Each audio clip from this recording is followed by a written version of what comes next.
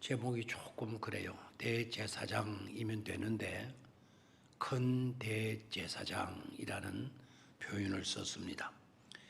왜 그렇게 표현을 썼는고 하니까 우리 성경에 큰 대제사장 이렇게 되어져 있기 때문에 그렇게 썼습니다. 제사장 그룹이 있고 그 제사장들의 대표를 말할 때 우리는 대제사장 이런 표현을 써요. 그러면은 그 대제사장의 대자는 대리하는 대리 대자가 아니거든요. 큰 대자를 써요. 그럼 큰 제사장이라는 뜻인데 그러면 됐는데 큰 대제사장 이렇게 표현을 쓰게 됩니다. 이게 문법적으로 보면 잘못된 거예요. 그러나 문법적으로 보면 잘못된 것으로만 이해하면 짧은 국어 실력입니다. 큰 대제사장 하게 되면 그만큼 대제사장을 강조하시는 거예요.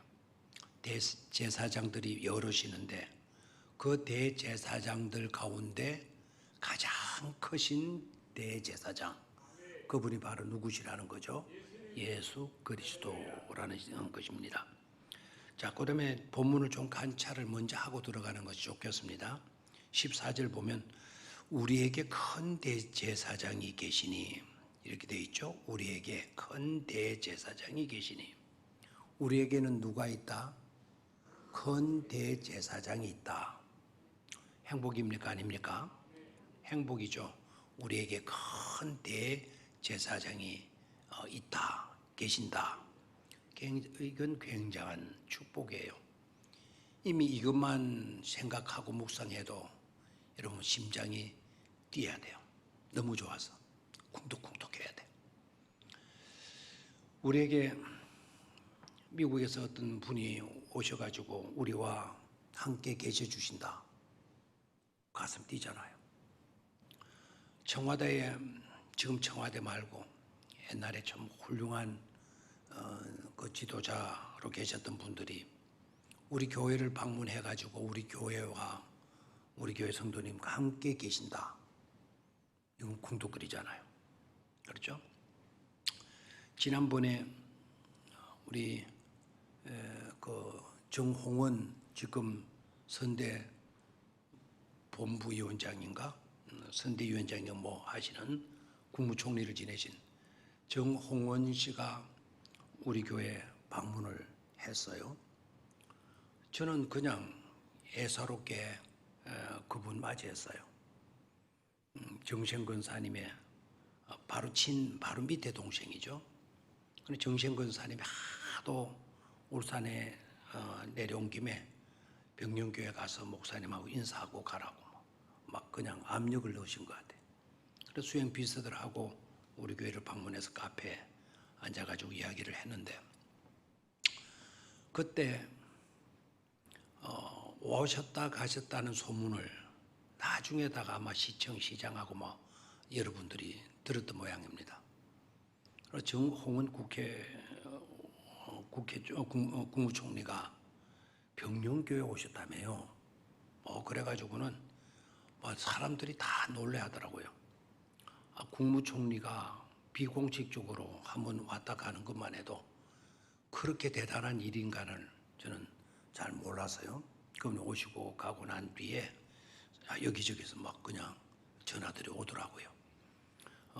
대개 이제 그 공직에 있는 분들은 그런 분들하고 좀 알고 지내면 한 번이라도 인사하면 조금 더 나아가면 인정사진이라도 하나 찍어 놓으면 굉장히 도움이 되는 모양입니다.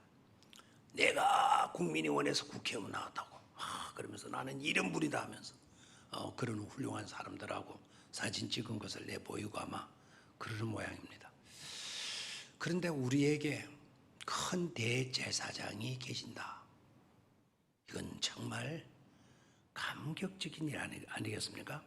우리에게 누가 계신다? 큰 대제사장이 계신다. 우리에게 큰 대제사장이 계시니 이 말 나오면 우리는 참으로 행복을 느낄 수 있어야 돼요. 나 같은 별 볼 일 없는 사람에게 우리 주님이 큰 대제사장으로서 나와 같이 계셔 주신다. 엄청난 일이거든요. 그런데 히브리 기자는 이건 엄청난 일이다. 이건 굉장한 일이다. 이건 감격적인 일이다. 이런 식으로는 표현을 하지 않았습니다. 그런데 이것이 얼마나 중요했는가를 15절에 가서 한번 보죠. 15절에 보니까 우리에게 있는 대제사장은 이래 나왔나요? 그럼 14절에도 우리에게 큰 대제사장이 계시니 그랬고, 그리고 15절에서는 우리에게 있는 뭐라 그랬나요? 대제사장은 이 뭡니까? 앞에 14절의 내용하고 15절의 내용하고 반복되는 내용이 바로 뭡니까? 우리에게는 계신다라는 거예요. 누가 계셔요? 큰 대제사장이 계신다는 겁니다. 우리에게 있는 대제사장은 바로 우리의 연약함을 동정하지 못하실 이가 아니다. 이 표현도 굉장히 어렵게 썼죠. 우리에게 있는 대제사장은 우리의 연약함을 동정하지 못하실 이가 아니다. 그러면은 무슨 말입니까? 못하실 이가 아니다. 못한다, 아니다. 이런 표현을 썼어요. 이것도 강조예요. 강조. 대제사장, 우리에게 있는 대제사장, 우리의 연약함을 동정하실 분명한 분이시다라는 거예요. 못하실 리가 아니요 라고 되어 있어요. 반드시 우리에게 있는 대제사장은 우리의 부족함, 우리의 약함, 우리의 연약함을 뭐 해주시는 분이시다? 동정해 주실 수 있는 분이시다라는 거예요. 이거만 해도 행복이죠, 그죠? 그래서 우리에게 큰 대제사장이 계신다라는 거. 예수 그리스도가 우리에게 있어서 큰 대제사장이 되어 주신다라는 건 크나큰 축복이 아닐 수가 없습니다. 사람들마다 예수 그리스도에 대해서 다른 각도의 예수 그리스도를 생각하고 보는 사람들이 꽤나 있습니다. 여러분 반고하지죠. 고호의 반 이름이 또 진짜인 줄 알고 반고라고 하는 분, 이분 대단한 분입니다. 대단한 분이에요. 우리 한국에 얼마 전에 반고 작품들을 가지고 와서 전시들 했는데 조금 행편들이 되고 하면 꼭 한번 가서 관람도 해봤으면 참 좋겠다.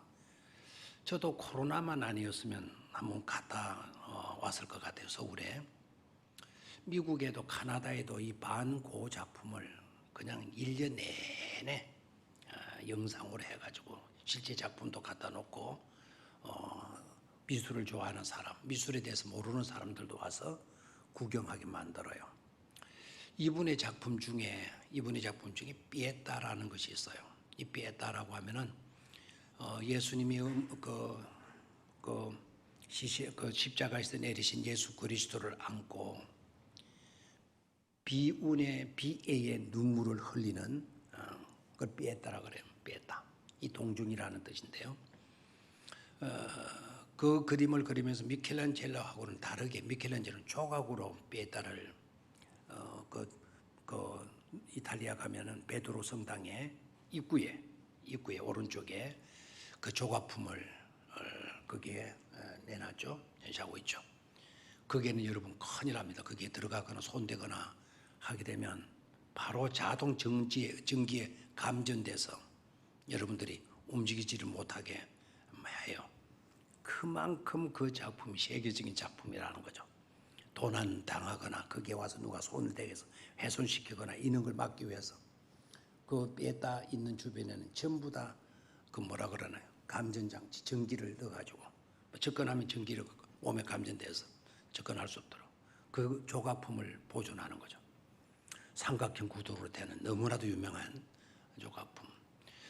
돌인데도 정말 어머니처럼 어머니가 죽은 자식을 품에 안고 피통에서 우는 금방이라도 그 돌 속에서 마리아의 눈 속에서 피눈물이 쏟아져 나올 것 같은 그런 생동함을 가진 조각품이라 그러죠. 근데 이 방은고라고 하는 이분은 약간 정신병 같지 않아요? 그 색칠을 해도 막 선을 그어주는 막 그냥 혼란스럽게 만드는데 그 만드는 그림 속에 특이한 점이 있다는 거죠. 반고호가 본 예수는 어떤 분이냐? 반고호가 본 예수님의 그 뼈에 따라 보면 예수님의 머리가 빨간색이에요. 예수님 머리를 뭐라 했어요? 빨간색으로 했어요. 아마 반고호는 예수님은 열정의 사람이다. 열정적으로 우리를 사랑했던 뜨거운 사람이다. 아마 이렇게 보았던 것 같아요. 그러니까 화가들은 자기 철학을 가지고 자기 신념을 가지고 자기 신앙 고백으로 그림을 그리잖아요. 여러분 가톨릭 교인들 중세 교부들의 시대 때 그림들을 보게 되면 사람의 얼굴을 그려놓고 그 뒤에 그 달 아니면 태양 같은 글을 그려놓은 거 보셨습니까? 그걸 뭐라 그러죠? 후광이라 그러죠. 후광. 꼭 뒤에 뭐 동그랗게 해서 해 같은 것 아니면 달 같은 것 딱 뒤에다가 해놔요. 그것은 무슨 표시를 하는 것이는가 하니까 이분은 구별된 사람이다. 일반 평범한 사람이 아닌 너무나도 구별된 사람이다. 라는 표시로 그 뒤에 후광을 그려놓는 거예요. 우리 개신교에서는 주로 그런 것 안 합니다. 우리 개신교는 전혀 그런 것 하지 않아요. 그러니까 그 후광이 그려진 예수님의 상을 여러분이 보셨다 그러면은 이 그림은 대개 언제 그려진 그림이다? 중세 종교개혁이 있기 이전에 그려진 작품들이구나 이렇게 이해도 좋으리라 생각을 해요. 그러니까 자기가 보는 관점에서 예수 그리스도는 이러한 분이시다 고백하는 거예요. 여러분들은 예수 그리스도를 어떻게 표현하고 어떻게 말씀드리고 싶습니까? 예수 그리스도에서 여러분은 무슨 말씀을 하실 것 같아요? 여러분들에게서 예수는 누구이십니까? 여러분들에게서 예수는 누구이십니까? 대개 이렇게 말씀하면 틀린 대답은 거의 안 나오더라고요. 나의 구세주입니다. 내 죄를 위해서 죽어주신 분이십니다. 내 죄값을 치러주신 분이십니다. 나를 그토록 사랑하시는 분이십니다. 이렇게 대답들 잘하셔요. 맞는 대답이에요. 그런데 오늘 본문 속에서 히브리 기자는 예수 그리스도가 누구신가? 예수 그리스도가 누구신가? 라고 하는 질문에 히브리 기자는 이렇게 대답해요. 예수 그리스도는 대제사장이시다. 예수 그리스도는 뭐라고요? 대제사장이시다. 라는 표현을 써요. 히브리 기자는 대제사장으로 예수 그리스도를 설명을 합니다. 여러분, 대제사장이라는 말이 어떤 의미를 갖습니까? 제사장 하는 역할이 있다 그랬죠. 제사장은 어떤 역할을 한다 그랬죠? 우리들을 대표해서, 우리들을 대신해서, 우리들의 문제를 대신 감당해서 하나님 앞으로 나아가서 그리고 우리들의 문제를 하나님께 아뢰어 드리는 직분을 가리켜서 우리는 뭐라 그래요? 제사장이라 그럽니다. 아시겠죠? 히브리 기자가 우리에게 계시는 대제사장은, 히브리 기자는 예수님 어떻게 보았는가 하니까 우리에게 계시는 대제사장이시다라고 본 거예요. 맞아요? 틀려요? 맞습니다. 이런 표현들을 잘 안 했어요, 성경에. 그런데 히브리 기자만큼은 예수 그리스도는 대제사장으로서 말씀하고 있다는 점에 특징적인 요소가 있다라는 거죠. 반고우가 아까 예수님의 머리를 어떤 색으로 그렸어요? 빨간색으로 그렸듯이 그렇게 특성을 가진 표현으로 예수를 묘사했다고 한다면 히브리 기자는 예수님은 우리에게 계시는 대제사장이시다. 그리고 그 대제사장이신 예수님을 설명을 하는 거예요. 자, 설명 속으로 한번 들어가 보죠. 우리에게 계시는 그 대제사장은 어떤 분이시냐? 15절을 보죠. 15절 됐죠? 우리에게 있는 대제사장은 우리의 연약함을 동정하지 못하실 리가 아니요. 라고 했습니다. 거기에 1번을 하십시오. 우리에게 계신 대제사장은 우리의 연약함을 동정하지 못하실 이가 아니요 라고 그랬습니다. 동정하지 못하실 이가 아니다.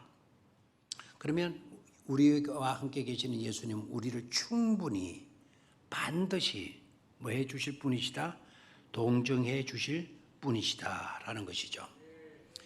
옛날 성경에는 우리 개역 개정에는 동정이란 sympathies라고 하는 말을 그대로 썼지만 옛날 성경에는 체휼이라는 말을 썼어요. 체휼. 체휼은 우리가 몸으로 당하는 모든 것들을 자신 또한 겪으셨다라는 뜻이에요. 그러니까 체휼하지 못하시는 분이 아니다 말은 우리를 반드시 뭐 해주시는 분이시다.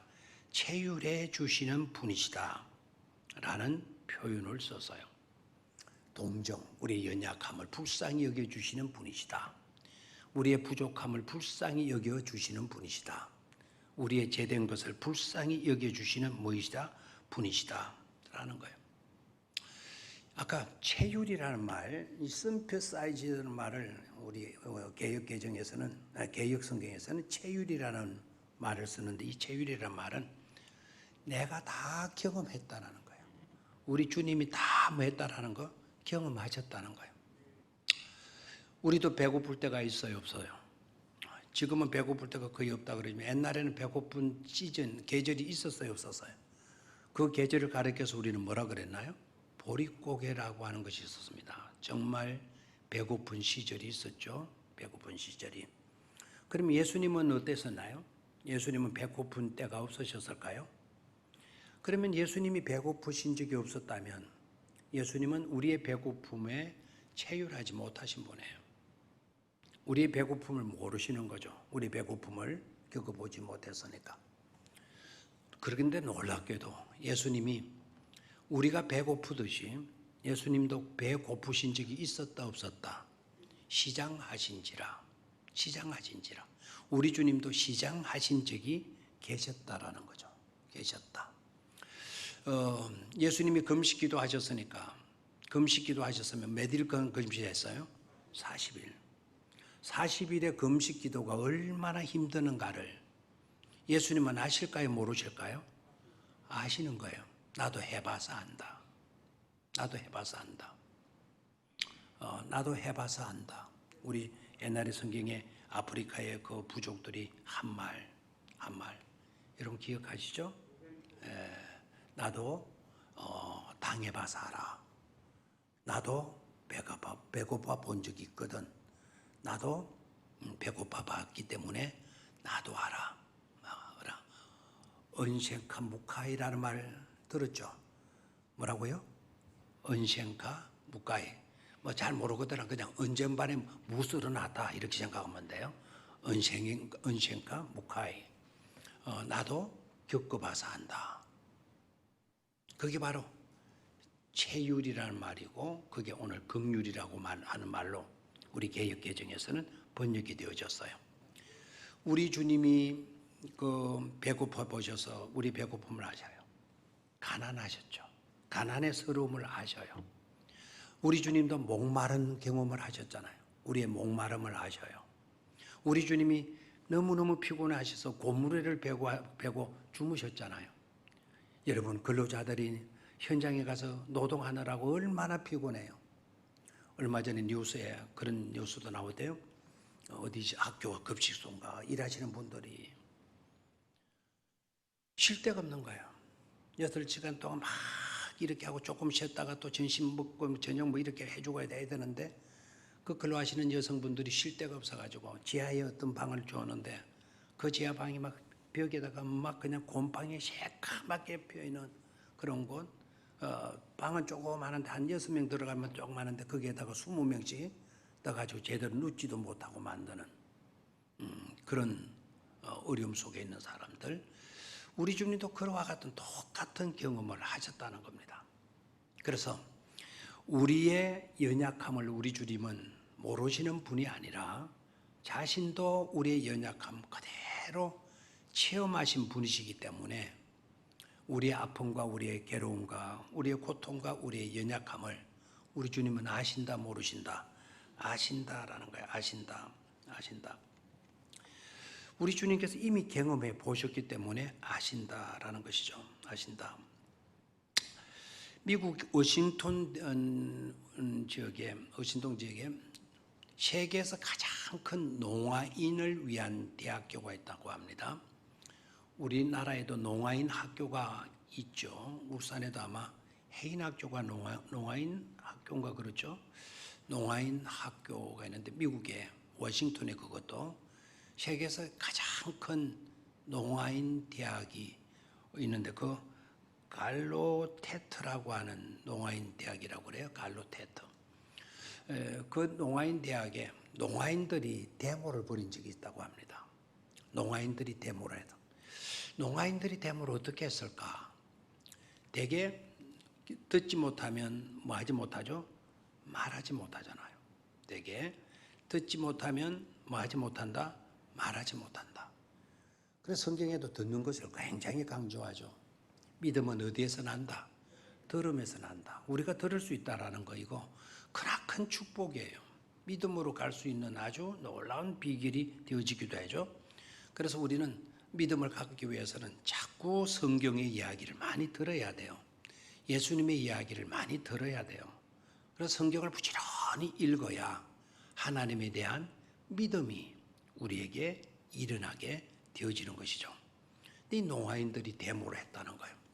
왜 데모를 했는가 하니까 총장을 모시는데 그 대학의 총장을 모시는데 세계에서 가장 큰 그 대학이다 보니까 이 사회에서 아주 우리로 말하면 오늘날 말하면 스펙이 좋은 사람, 학벌도 좋고 뭐 대단한 경력을 가진 그런 사람을 총장으로 모신 거예요.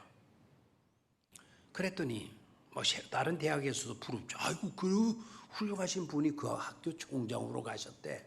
막 그냥 감탄을 하는 그런 총장님이신데 이 학생들이 우리는 싫다 하고 데모한 거예요. 우리는 싫다. 그 이유를 알아본 거예요. 근데 왜 싫다고 그랬는지 다른 대학에서는 그 총장 모셨다고 굉장한 것으로 여기는데 이 농아인들은 왜 이렇게 그 총장이 싫다고 데모를 했는가 하니까 그들이 쓴 피켓을 보니까 프랭카드의 피켓을 보니까 There is no interpreters. 우리에게는 뭐가 없는가 하니까 해석자가 없다. 해석해 줄 수 있는 사람이 없다. 해석해 줄 사람이 없다. 그 말이 무슨 말이겠어요? 우리는 농아들인데 이 훌륭한 이분, 좋은 가문에서 태어나서 아주 그냥 요사이를 말하면 막 금으로 깔아놓은 그 길을, 그 엄청난 길을 걸어가신 그런 분인데 그런 분이 우리 학교 온 거는 정말 영광스러운 일이지만 그냥 우리의 마음을 해석하겠나? 이 답답한 우리의 마음을 해석하겠나? 듣지 못하는 우리의 괴로움을 이분이 어떻게 해석할 수가 있겠나? 그래서 There is no interpreters라고 하는 프린트카드를 붙고 막 데모를 한 거예요. 그런데 그 학교의 학생들은 누가 필요했던 거죠? 우리를 알아줄 수 있는 사람, 우리의 형편을 해석해 줄 수 있는 사람, 그런 사람이 필요했던 거죠. 그래서 결국 학생들의 그 뜻을 받아가지고 농아인 출신의 교수를 총장으로 모셨다는 거예요. 그 농아인 총장의 이름이 졸단이라고 하는 농아인이 그 학교의 총장으로 부임을 하게 된 거죠. 물론 이 졸단이라고 하는 총장은 앞에 있는 총장하고는 게임이 안 될 정도로 레벨 차이가 있는 거죠. 그러나 우리에게 필요한 것은 그런 수준 있는 레벨 있는 그런 사람, 우리를 해석해 줄 수 없는 사람이라면 우리에게 맞지 않다. 우리의 마음을, 우리의 형편을 주지 못하는 그런 분은 우리에게 맞지 않다. 좀 부족하더라도 우리에게 있어서 우리의 형편을, 우리의 마음을, 우리의 처지를 해석해주고 읽어줄 수 있는 사람이어야 된다는 거예요. 자, 우리에게서 예수 그리스도는 누구이시냐는 거예요. 우리에게 계신 예수 그리스도는 우리의 연약함을 뭐하지 아니하신 자다. 우리의 연약함을 동정하지 못하신 이가 아니요라고 그랬어요. 그러면은 우리에게 계신 예수님은 우리의 연약함을 뭐 해주시는 분이시다. 동정해 주시는 분이시다. 이 말은 그 운동화인 학생들의 표현을 빌린다면 예수 그리스도는 우리의 모든 것을 해결해 줄 수 있는, 해석해 주실 수 있는, 알아주실 수 있는 그러한 분이시다라는 겁니다. 그런 분이 누구와 함께 계셔요? 우리와 함께 계셔 주신다라는 거죠. 2차 대전 때 이탈리아에 가면 제노아라고 하는 해변이 있어요. 얼마 전에 CBS인가 어딘지 C채널인가 모르겠는데 걸어서 세계 속으로라고 하는 기독교 방송인데 걸어서 세계 속으로는 그 영상을 아마 KBS하고 뭐 연합해서 만드는 건지 모르지만 바로 이 제노아 지역을 비춰주더라고요. 그 제노아 지역을 비춰주는데 그 해변이에요. 근데 여러분 이태리의 나폴리가 아름다워요. 그래서 나폴리가 아름답다 그래서 나폴리에 대한 그 노래도 얼마나 많습니까? 배를 타고 하바나를 떠날 때 나의 마음 슬퍼 눈물이 흘렀네. 나폴리 그만큼 많은 노래들 많죠. 그 나폴리 가보니까 저 해운대 앞바다는 배를 타는 거 없더라고요. 바다 똑같고요. 바다 옆에 돌 있고 나무 있고 이런 산들이 있고 그런데 그래서 세계 속으로 촬영하신 분들이 왜 제노아 항구로 가는가 하니까 이 세상에서 가장 낮은 곳에 예수 그리스도의 십자가상을 세워놨다는 거예요. 가장 낮은 곳에 예수 그리스도의 십자가상을 세워놓은 것이 있기 때문에 그 제노아 지역을 방문한 것 같고 그리고 사진을 찍어서 공개를 했더라고요. 그 가장 낮은 곳, 그곳은 제노아 지역은 어떤 지역이었는가 하니까 2차 대전 때 유엔 연합군하고 독일하고 정말 치열한 전투가 벌어져 가지고 얼마나 양쪽에서 많은 군사들이 죽었는가 하니까 그 제노아 바다가 피바다가 되었다. 피바다가 옛날 기름 유출 사관에서 기름바다가 되어 있는 저건 아무것도 아니고 그 제노아 항구가 앞바다가 완전히 기름바다가 피바다가 되어졌다. 그렇게 처절했던 전쟁이 있었던 바로 그곳에 예수 그리스도의 십자가상을 세웠어요. 지옥의 계곡이라고 하는 알려졌대요. 그 제노아 그 항구 해변이 지옥의 계곡. 그 지옥의 계곡에다가 뭐를 세웠다고요? 예수님의 십자가상. 예수님의 십자가상을 거기에 세웠다는 거예요. 동상으로 해서 세웠다는 거예요. 그래서 Jesus in deep라고 deep 깊은 곳에 계신 그리스도라는 말을 써요. 예수 그리스도는 살기 좋은 곳, 맑은 물가, 푸른 초장 우리 굉장히 좋아하죠. 그런 곳에만 계시는 예수님이 아니시고 치열한 전투가 있었고 수많은 생명이 희생당한 죽음의 계곡, 지옥의 계곡이라고 하는 바로 그곳에도 누가 계신다? 예수 그리스도가 계신다라는 거예요. 우리에게 계신 대제사장, 우리에게 계신 그 대제사장은 우리의 연약함을 마하지 못하는 자가 아니다. 동정하지 못하신 이가 아니다. 라는 이 말에 우리 모두는 감격하시고 감사하실 수 있게 되기를 축원합니다. 그 다음에 다음으로 나가보죠. 우리 다음으로 보면 모든 일에 우리와 똑같이 시험을 받으신 이로되 뭐는 없으시로다. 죄는 없으시로다. 거기에다가 2분을 놔주십시오. 모든 일에 우리와 똑같이 시험을 받으신 이로되 죄는 없으신 분이시다. 우리와 똑같이 무엇을 받았다고요? 시험을 받으셨다라는 말씀이에요. 시험은 우리만 받는 줄 아셨죠? 낮에도 우리 시련이라는 말, 시험이라는 말이 나왔었는데 트라이얼, 이거는 정말 힘든 고난과 고통의 그 일들을 말하게 되죠. 자, 우리와 함께 계시는 대제사장은 우리와 똑같이 무엇을 받으신 이로되 시험을 받으신 이다. 우리가 똑같이 시험을 받으신 분이시다. 자, 이렇게 말씀을 하셔요. 자, 저를 보셔 이제.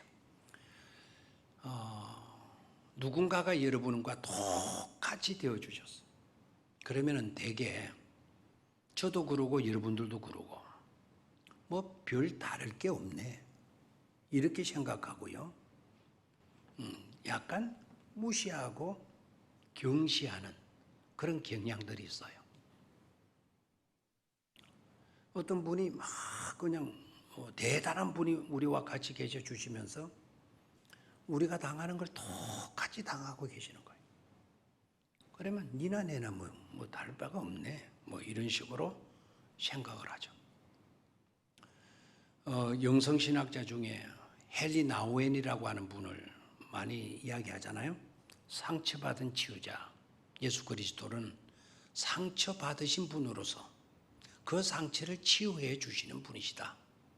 그래서 누구보다도 고통과 아픔을 누구보다도 잘 알고 이해하시고 계시는 바로 그분이기에 상처받은 자를 너무나도 잘 치유해 주실 수 있는 그리스도이시다 라는 것을 글을 썼어요.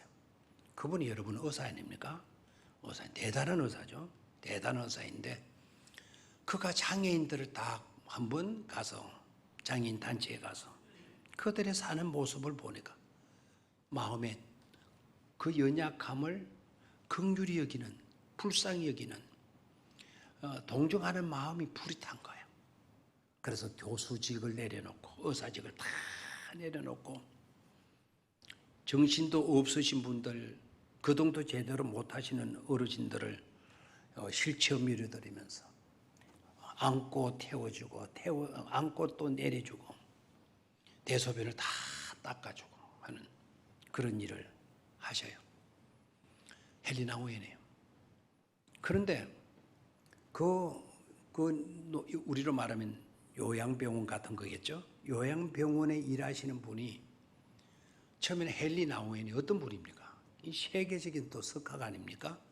실력자고 주변에서도 당신은 그런 그 실체를 밀어드리는 일, 그런 일들은 초등학교 나오신 분이나 어떤 알바 아이들 불러 쓰면 되는데 당신은 그렇게 많이 배워가지고 그렇게 놀라운 지식을 갖고 실력을 갖고 있으면 그런 거 하기는 아깝지 않냐.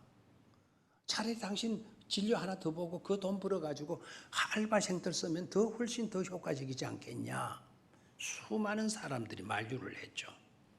그럼에도 불구하고 이거는 알바를 보낼 게 아니라 내가 해야 될 일이네. 그리고 가서 자기가 들어가서.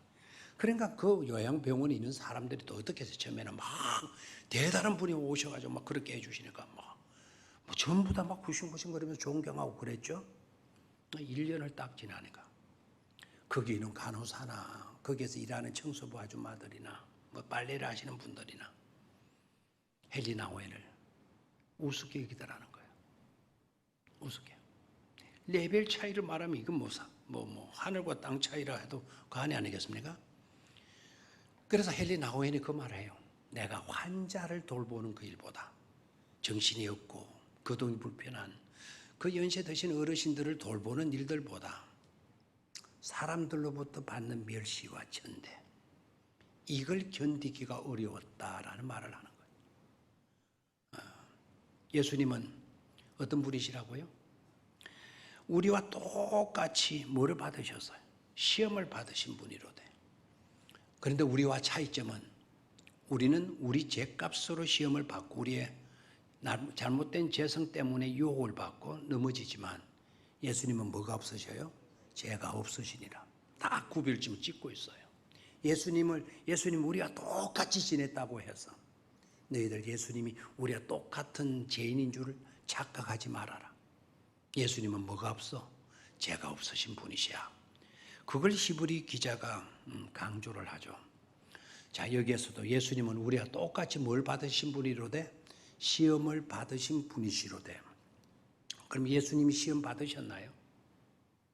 그렇죠. 우리가 가지는 유혹들, 시험들 다 받으셨어요. 대표적인 일이 바로 예수님이 공생애를 시작하기 전에 누구에게 시험을 받았죠? 마귀로부터 시험을 받죠. 몇 가지 시험의 내용이 몇 가지였습니까? 세 가지 시험이었어요. 첫 번째는 뭐였습니까? 그 배고플 때 뭐를 가지고 뭐 해 먹어라. 돌 가지고 떡덩어리 해서 먹어라. 가장 합리적인 말이잖아요. 배고플 때 떡, 배고플 때 밥이에요. 그건 가장 합리적인 말이에요. 네 배고프지 않냐? 40일 굶었으니까. 그럼 떡덩이 해 먹어. 떡 만들어 먹어. 그것들 만들어 먹어. 가장 합리적인 것으로 유혹해 오는 거예요. 근데 예수님이 걸려 넘어갔나요? 아니죠. 그렇죠? 그 물질의 유혹이에요. 먹는 것이 유혹이에요. 그게 이제 안 통하니까 사람이 떡으로만 사는 것이 아니다. 하나님의 입에서 나오는 뭐로 산다? 말씀으로 산다. 그래서 우리가 말씀 읽는 거 정말 잘하셔야 돼요. 두 번째는 어떻게 합니까? 성전 꼭대기로 데리고 가서는 뛰어내리라는 거야. 뛰어내리라. 성전 꼭대기로 가서 데리고 뛰어내리라. 그러면 누가 받쳐준다? 누가 받쳐준다? 천사들이 나타나서. 천사들이 날게 돼서 다 와서 나풀나풀해서 떨어지는 당신을 다 받아줄 거다. 그럼 얼마나 신바람 나냐? 성전에는 사람이 많이 다닌다 안 다닌다? 많이 다니죠. 그 성전 꼭대기에 뛰어내리면 많은 사람들이 보는 앞에서 천사가 나타나서 니를 다 이렇게 안아줄 것이 아니냐. 그럼 당신은 떨어졌다 하더라도 뛰어내린다 하더라도 하나도 다치지 않을 것 아니냐. 그 광경을 보면 수많은 성전에 왔던 사람들이 당신은 하나님의 아들이로 높일 것 아니냐. 이런 식으로 유혹을 해요. 그렇죠. 아주 그럴싸한 타당성 있는 것으로 또 유혹했죠. 예수님은 그 말이 사탄의 시험인 것을 아시고 사탄아 시험치 마라. 하나님을 시험치 마라. 야단치시죠. 그랬더니 이번에는 어디로 데리고 가요? 산 정상에 딱 데려놓고 천하를 다 보여주는 거예요. 높은 정상에 동서남북을 다 보여주면서 누구에게 절하라? 누구에게 절하라? 내게 절해서 나한테 잘 보여봐. 그러면 이 천하를 다스리는 권세를 내게 준다. 이렇게 나와요.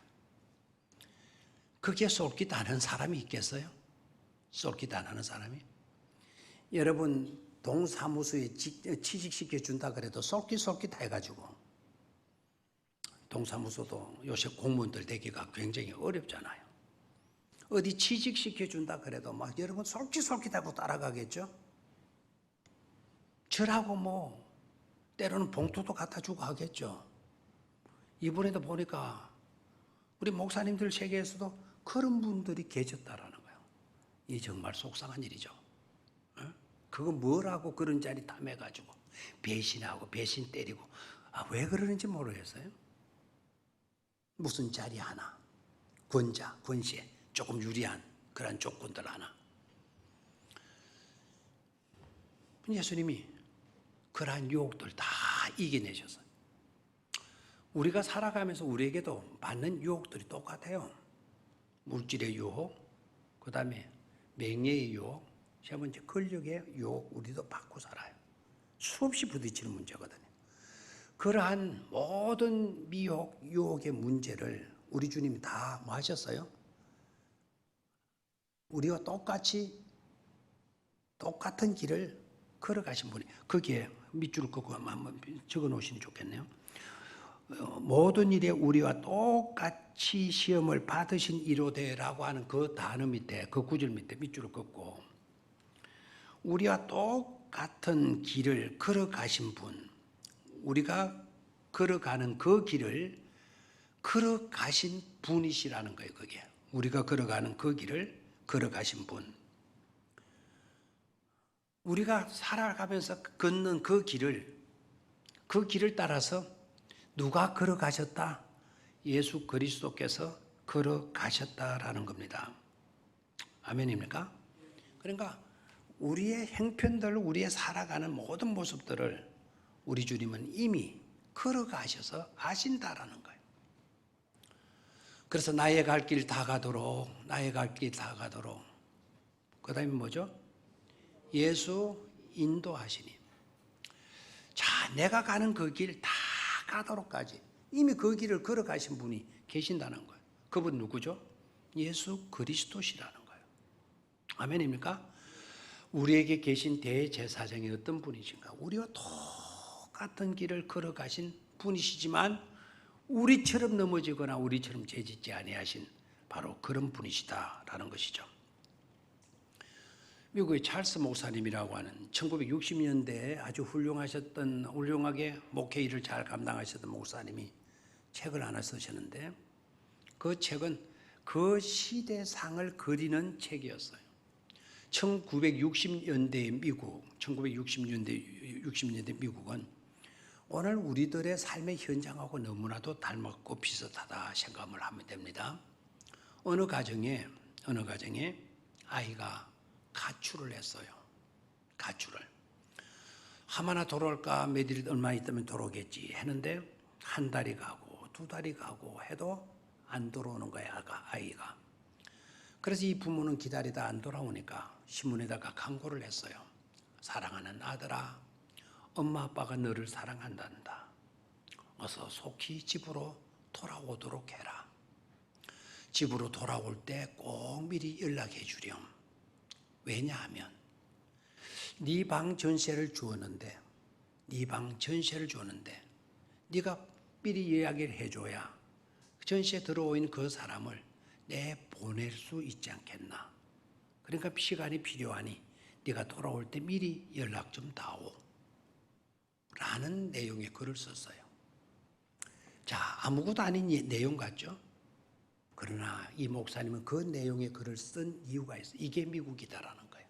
이게 미국이다. 만약에 여러분 그 아들이 그 광고문을 봤을 때 아들의 마음이 어떠했겠어요?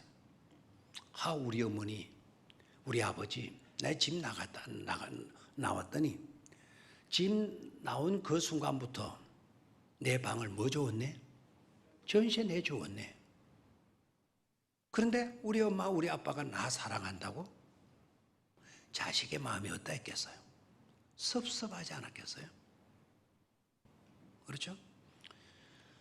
탕자를 기다리시는 아버지의 모습, 전혀 반대에 있었어요. 그래서 그 목사님은 하나님과 우리 세계의 부모들은 너무나 이렇게 거리가 멀고 있다. 하나님 끝까지 돌아오도록 눈이 빠지도록 기다리고 계시는데도 불구하고 지금 현대를 살아가고는 우리들의 부모들은 뭐냐 이게 기다렸다는지 자식이 나갔더니 기다렸다는지 전시부터 내놓고 돌아오라 하는데 미리 연락해주고 그래야 방을 비울 게 아니냐. 오늘 이 시대가 점점 뭐가 식어져 가죠? 사랑이 식어져 가고 있는 안타까운 시대에 우리가 놓여 있지 않습니까? 예수 그리스도를 믿는다고 하면서도. 그렇죠? 예수님은 우리와 함께 우리가 걷는 그 길을 뭐 해 주신 분이시다? 미리 걸어가 주신 분이시다라는 거예요. 그래서 내 갈 길을 누가 다 아시고 계시죠? 우리 주님께서 다 아시고 계신다라는 거예요. 다 아시고 계시는 그분이 우리에게 있는 누구라고요? 대제사장이시라고요. 자, 세 번째로 16절로 갑니다. 마지막 16절로 가서.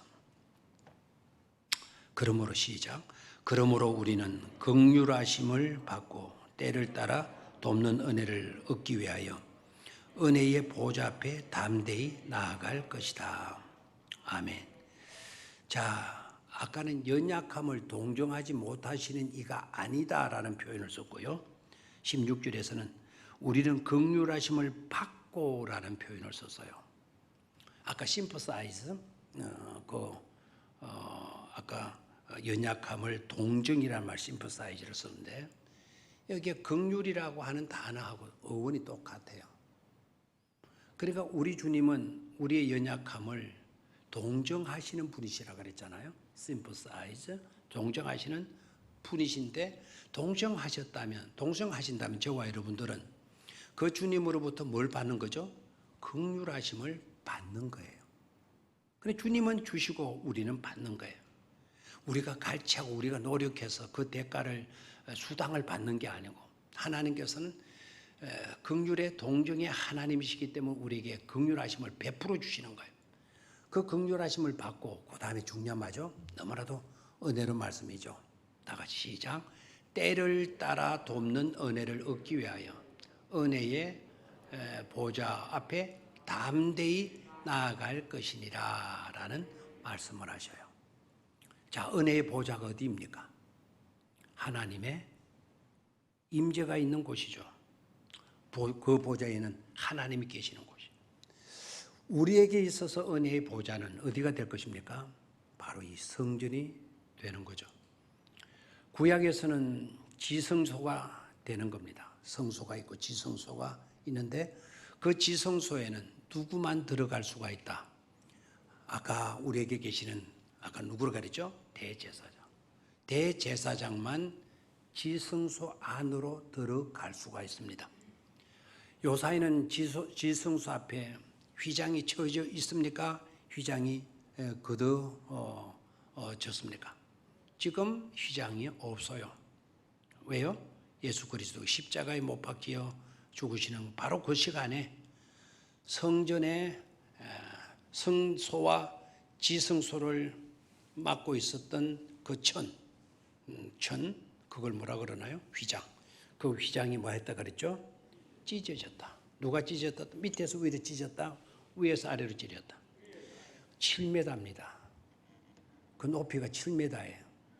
그러면 우리가 위에서 찢으려고 그러면 사다리 놓고 올라가서 찢어야 되는데 우리는 그만큼의 높이가 이르지 못하잖아요. 그럼 우리가 찢으려면 밑에서 찢어 올려야 되죠. 그런데 그 천막은, 그 휘장은 위에서 아래로 찢어졌다. 그럼 그 휘장을 찢으신 분은 누구이시다고요? 하나님이시다는 것을 알 수가 있죠. 그래서 우리는 지금은 우리 모두가 다 지성소 안으로 들어가서 하나님을 예배할 수 있는 그런 축복을 우리가 받은 것 아닙니까? 담대히 몇 절이죠? 담대히 좀 읽어줘요. 담대히 나아갈 것이니라. 그 찾는 데가 굉장히 힘드네요. 은혜의 보좌 앞에 담대히 나아갈 것이니라. 그 담대히라고 하는 그 말은 은혜를 받기 위한 용기 있는 행동을 말해요. 은혜를 받기 위한 뭐라고요? 용기 있는 행동. 은혜를 받으려고 하면 저와 여러분들이 용기가 있어야 된다는 거예요.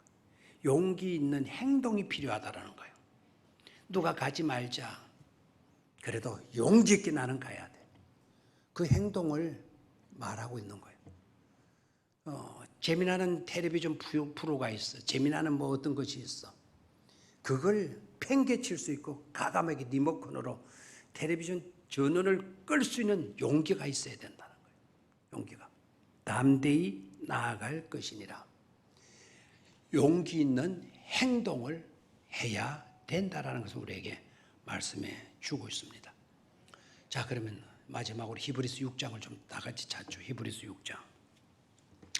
한 장만 넘기면 될 겁니다. 히브리서 6장. 끝부분 19절 20절. 19절 20절. 자, 빨리 좀 읽죠. 같이 시작. 우리가 이 소망을 가지고 있는 것은 영혼에 닷 갇혀서 튼튼하고 견고하여 휘장 안에 들어가나니 그리로 앞서가신 예수께서 멜기세덱의 반차를 따라 영원히 대제사장이 되어 우리를 위하여 들어가셨느니라. 아멘. 어떻게 우리가 감히 그 대제사장 안으로 들어갈 수 있느냐? 그 지성소 안으로 들어갈 수 있느냐? 참 감명스러운 말씀이죠. 그리로 앞서가신 예수님께서 지성소로 앞서 들어가신 예수님께서 멜기세덱의 반차를 따라 영원히 대제사장이 되어 우리를 위하여 뭐 하셨다? 들어가셨느니라. 가셨느니라 말씀하셔요. 방법은 어렵지 않습니다. 힘들지 않습니다. 까다롭지 않습니다. 우리보다 먼저 앞서 가시는 그 예수님을 우리가 뒤따라 들어가면 되는 것입니다. 그분이 바로 우리와 함께 계신다 그랬어요. 얼마나 축복된 일인가를 우리는 깨닫고 예수 믿는 것을 아주 시시하게 여기지 마시고 마지못해서 예수 믿는 그런 자들 되지 마시고 이 말씀들 묵상하면서 감격적인 신앙생활을 해가는 축복된 성도들이 다 되시기를 주의 이름으로 축원합니다. 하나님 아버지,